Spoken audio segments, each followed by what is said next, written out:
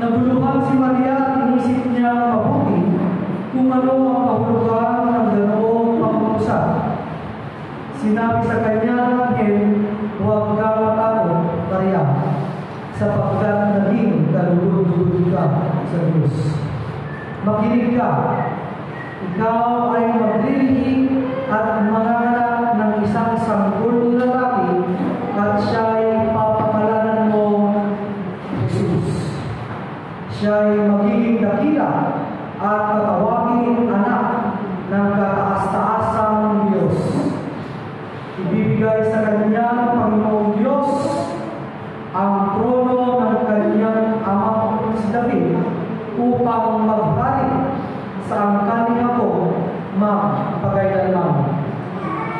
Ang kanyang paghahari ay pangwalang hanggan." Paano kung mangyayari ito? Gayong ako'y isang berhen, tanong ni Maria. Sumagot ang anghel, "Sa iyo ang Espiritu Santo at mapapasailalim ka sa kapangyarihan ng kataas-taasang Diyos.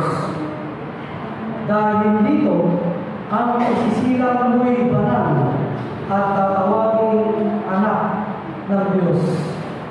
Hindi ba alam ng lahat na ang kamag-anak mong si Elizabeth ay bao? Gayon pa'y naglihi siya at ngayon ika-anim na buwan na ng kanyang pagdadalagdao kahit na siya'y matanda na. Sapagkat walang anumang bagay na hindi kaya gawin ng Diyos." Sumagot si Maria, "Ako'y alipin ng Panginoon. Mangyari nawa sa akin ang iyong sinasabi." Pagkatapos umalis na ang anghel. Ang salita po ng ating Panginoon Diyos. Dito mga kapatid, sa narinig natin ay ang istorya ng ating mahal na si Maria na nagpakita sa kanya si Angel Gabriel upang sabihin na siya ay magsisilang ng isang sanggol sa pamamagitan ng banal na Espiritu. So yung Holy Spirit ay papasok po sa sinapupunan ni Maria nang sa gayon ay pumasok ang Espiritu ng ating Panginoong Jesucristo doon sa katawang inihanda ng ating Panginoong Diyos sa pamamagitan ng fetus. Ayan. Ang ating Panginoong Jesucristo, mga kapatid, ay hindi po dumaan sa human standard way of reproduction. Wala po sex na nangyari, walang injection ng kung ano-ano, wala rin technology na involved. Ano po? Wala po yung meeting of sperm cell and egg cell. Wala po. Pumasok po yung Holy Spirit. Yung Holy Spirit po na tinutukoy doon, yun po yung Espiritu ng ating Panginoong Jesucristo sa formang Diyos. So bago po siya pumasok kay Maria, ay Diyos ang ating Panginoong Jesucristo, hindi pa po Jesus ang pangalan niya. Ang tawag na po sa kanya noon ay anak ng Diyos. Si Apostol Pablo, tinawag siyang the wisdom of God, ang karunungan ng Diyos. Si Apostol si John, yung sumulat po ng libro ng John, siya ay tinawag na the Word of God, salita ng Diyos. Ayan. Kaya hindi pa po pangalan, hindi pa po nakapangalan yung Jesus. No, ang ating Panginoong Jesucristo ay nasa Spirit and God form pa lang po siya. Nung siya ay pumasok na doon sa fetus, ay nagkaroon na siya ng kapakang-tao at doon po ay nakilala siya bilang ating Panginoong Jesucristo. Ngayon nais ko po ibahagi sa inyo mga kapatid yung pagpapakita ng Panginoon, yung time, yung panahon. Sabi dito sa verse 26, nang ika-anim na buwan na pagdadalang tao ni Elizabeth. Si Elizabeth po yung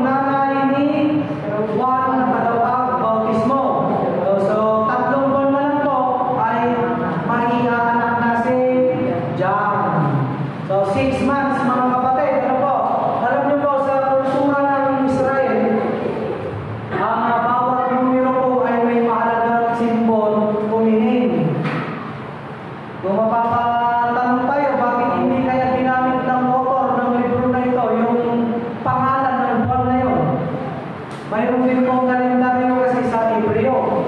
Sa atin, tayo gumagamit ng Gregorian calendar. Yung January, February, March, and so on and so forth. Sa Hebreo calendar, iba naman to.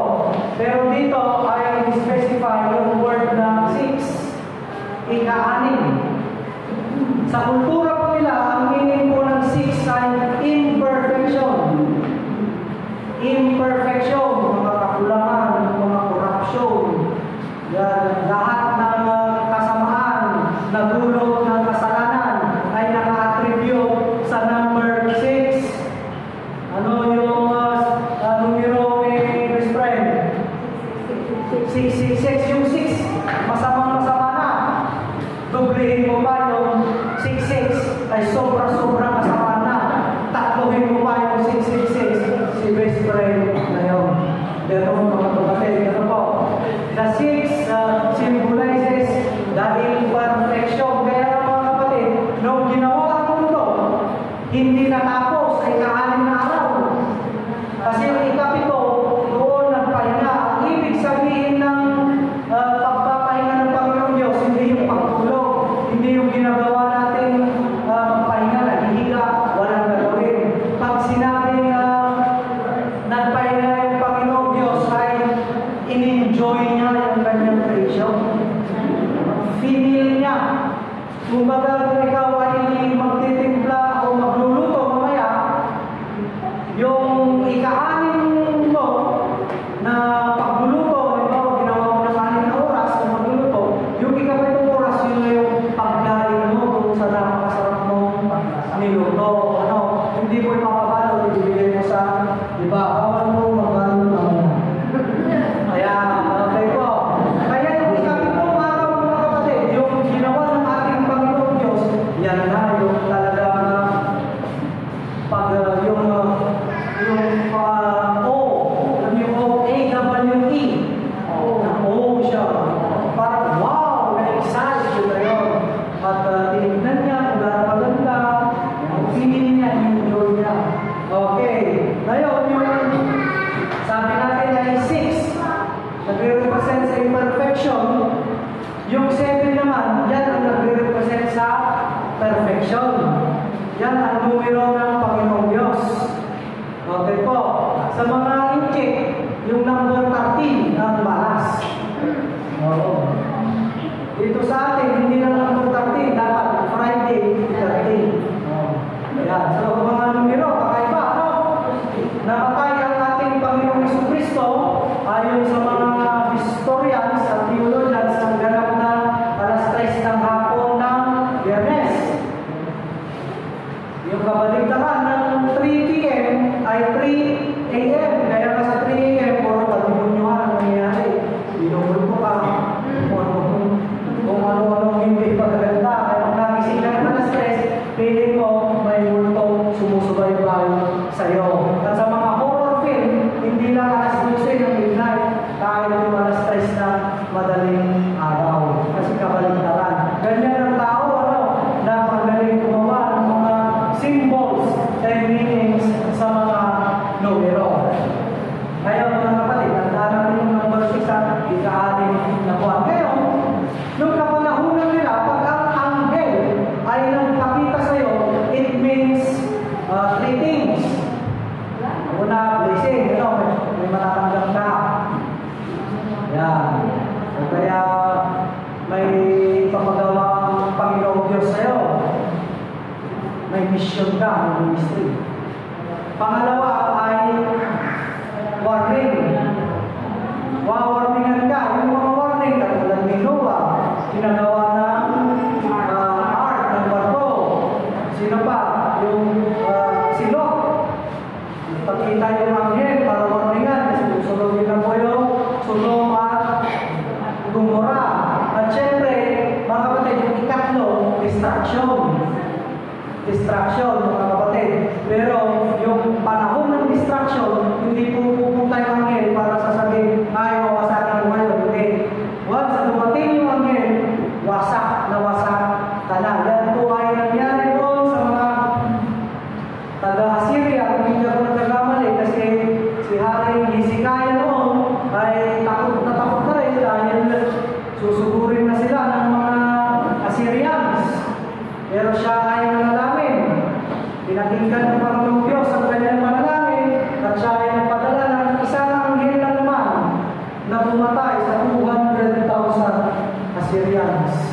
Nasa book of Chronicles po yun, kung hindi ako nagtatamali.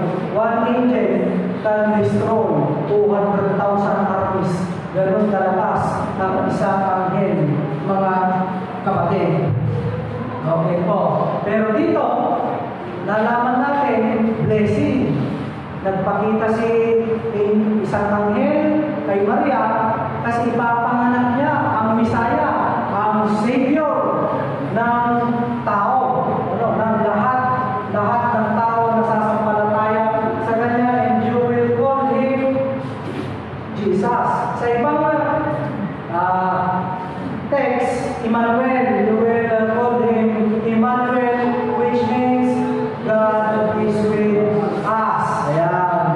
So, ganun mga kapatid. Dito, Jesus. Ang meaning ng Jesus ay God is salvation. Or Yah is salvation. Okay. So, sa ating mga kapatid, pansinin natin yung mga imperfections natin sa buhay. Tignan natin yung mga corruption, yung mga nangyayari hindi kalais-lais. Up until now, we are still in the number 6. Makikita pa lang natin, kahit hindi na sa mga balita, kahit sa mga buhay pa lang natin, makikita na natin doon kung gaano talaga na-corrupt ang tao.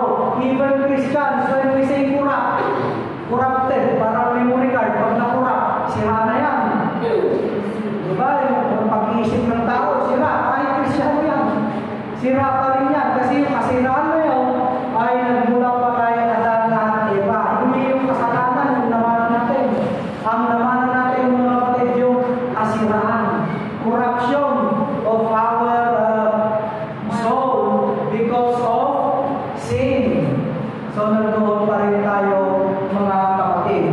Napakaganda ng istorya na ito kung titignan natin outside the box. Pag sinabi natin outside the box, hindi lang tayo mag-stay doon sa istorya. Pagkos, titignan natin bakit o ano ang dahilan at gano'n ang kaparaanan nung nagsulat ng aklat ng Lucas na sa ika-6 na buwan ay may darating na blessing. At sino yung blessing na yun? Si Jesus Christ. Bakit? In this imperfect world, God, through Jesus Christ, will make it perfect. Ang ganda, di ba? In this imperfect world, in our imperfections, because of corruption, because of sin, God will make it perfect. Yun ang kapakanakan ng ating Panginoong Kristo. That is the number 7, mga kapatid. Kaya, kung papansinin natin, di ba si Jesus Christ ay 6 na buwan ang kanilang diferensya? 6 na naman. Ano ba yung ginawa ni John the Baptist? Siya yung tagapaghanda sa daraanan ng ating Panginoong Kristo. Ibig sabihin, yung from 1, 2, 3, 4, 5, 6 na mula imperfection, na puro imperfection, si John ang mag-prepare nun. Kung baga sa kalsada, si John yung maglalagay ng temporary na asphalt. Bago tuluyang lakaran ng gold na kalsada ng ating Panginoong Kristo. Kasi yung concrete, nasisira pa rin yan. Pero yung gold, di ba gano'n ang takapakan sa kalangitan? Yung gold. Yun ang perfect kasi ang gold. Hindi yan nasisira, hindi yan kinakalawan. Ganon mga kapatid. Yun ang trabaho ni John sa paghahanda ng daan. Temporary, but Jesus will make it permanent. Napaganda mga kapatid. Kaya sa buhay natin, huwag ka munang mawalan ng pag-asa doon sa worst moments ng buhay natin, which is number 6. There, God is working in your life. God is making you perfect. Ano ba mga kapatid? Kung iba kasi, buhay lang naman nagsamot-sari ang trials and challenges, saka naman lalayo ang damdamin sa Panginoon. Baliktad naman. Saka naman susukuan ang pag-worship, ang pagsasamba. Saka naman, iipon, tatanim ng samang loob. Mali yun mga kapatid. Kasi doon sa moment na yun,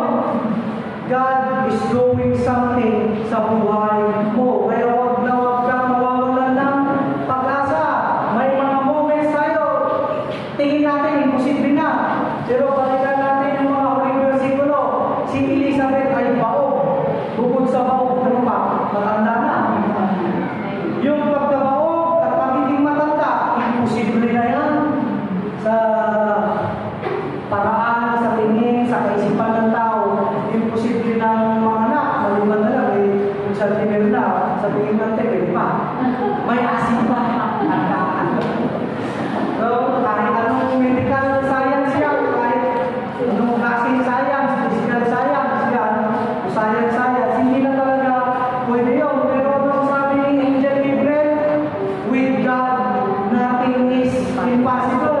Kaya sa buhay natin, kahit tingin natin napaka-imposible na yan, pag ikaw ay patuloy na nagtitiwala sa Panginoon Diyos, kaya niyang i-turn around yung situation mo. Kaya niyang i-turn.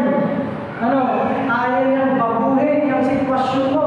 Kasi yan naman talaga ang kapangyarihan ng ating Panginoon Diyos, making the impossible into possible. Ang kaya ngayon sinabi ni Maria, mga kapatid, ako'y alipin ng Panginoon, mangyari naman sa akin at iyong sinasabi. This is humility. This is total surrender. This is total subjection. Talagang handang-handa na si Maria na ibigay lahat-lahat sa Panginoon kasi ang Panginoon naman ang may plano sa buhay niya. Wala nang tanong-tanong. Napaka-imposible naman po yata yan. Anghel. Ganyan. Ang anghel po, pag magpakita ng panahon nila, hindi yung spirit form na parang multo. Hindi matatakot ka, di ba? Ang anghel po ng panahon nila, pag nagpakita, ay tao. Nagkakalawang tao sila. Mayroon tayong istorya sa Genesis dyan. Yun nata yung bumisita yung mga anghel kay Lot. Tapos ihuyog ng mga tao kasi gusto nilang rank by yung turn doon. Yung dalawa na turista, parang gano'n, bisita nila. Yung dalawang yung nakatawang tao, anghel pala. Ayun, di ba? Ganun po ang anghel nagkakawang tao. At ang napakaganda dito mga kapatid kay Maria, walang doubt, walang duda. Hindi kaya yun? Posible kaya yun? Wala namang pag-asang nabuntis ako. Ganito, ganyan. Mag-aasawa kami ni Joseph pero hindi naman kami magtatayo. Wala po siyang ganun kaisipan. Pinaniwalaan niya yung sinabi ng anghel. Ano po mga kapatid?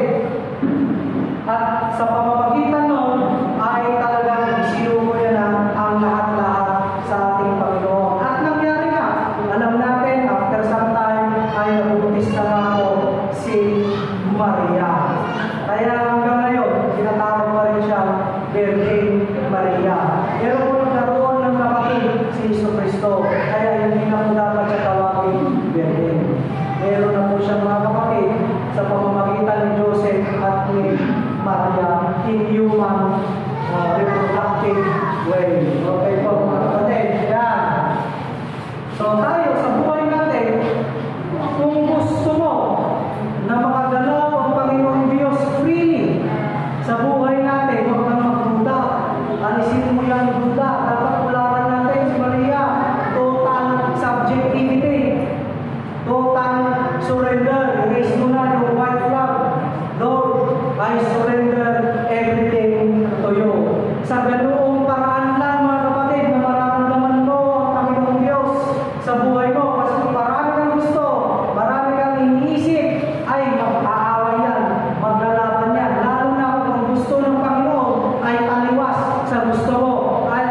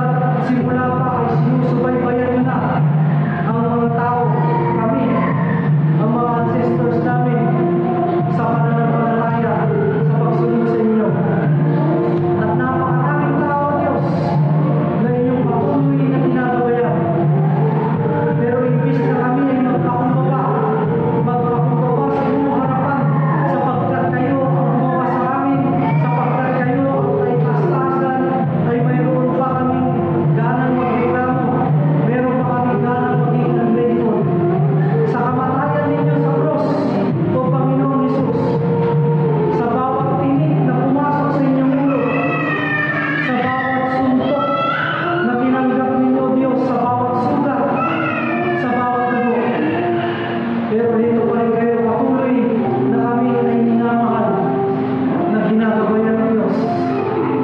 Salamat po, salamat sa pagmamahal na ito. Panginoon, sa aming mga puso, pagkaman kami ay mga mahihinang dalang, mga taong malapit sa tukso, ay nangungusap sa inyo. Nandito sa harapan at ipukumit namin ang aming mga buhay ng may pagpapakumbaba. Diyos, kami ay isasampalataya ang tiniwala hanggang sa aming kamatayan, Diyos. Maging pagkatapos ng kamatayan at maging sa araw na tayo ay magsama-sama. Salamat po sa kabutihan ninyo sa bawat isa. Tanggapin ninyo mga kapatid ang pagmamahal, ang sakripisyo ng ating Panginoong Diyos. Hanapin nating alalahanin, nandyan siya. Alam niya ang sitwasyon ng bawat isa. At sa bawat sitwasyon na yan, meron po siyang ginagawa sa pamamagitan ng Banal na Espiritu. Sa bawat luha po natin mga kapatid, ay pumapatak din po ang luha ng ating Panginoong Diyos. Sa bawat hirap na nararamdaman natin, ay nalulungkot din po ang Panginoong Diyos. Ang kailangan lang po niya ay lagi ayaw lumapit sa Kanya. At handa po niya tayo ay iyakapin, tulungan at tawarin. Sa pangalan ng Ama, ng Anak at ng Santo Espiritu, sa pangalan